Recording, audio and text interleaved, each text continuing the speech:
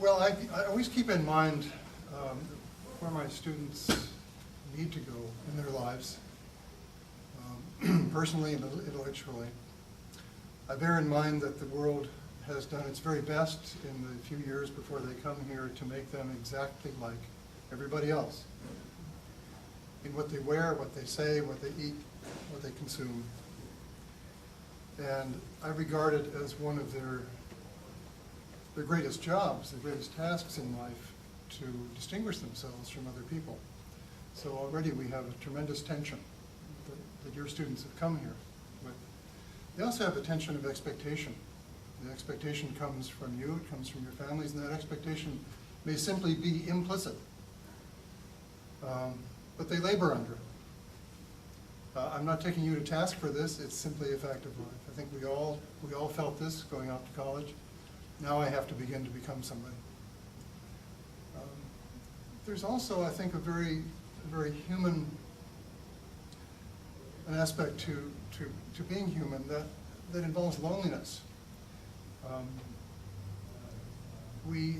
was reading a couple of weeks ago, reading Beryl Markham's West with the Night, which is a wonderful book.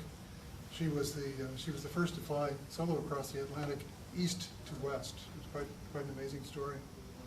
And she talks a lot about loneliness there and how we spend our lives trying to connect. Why else do we learn to read? Why else do we travel over that next mountain and so forth? But her point there was that we never really fundamentally get to know ourselves.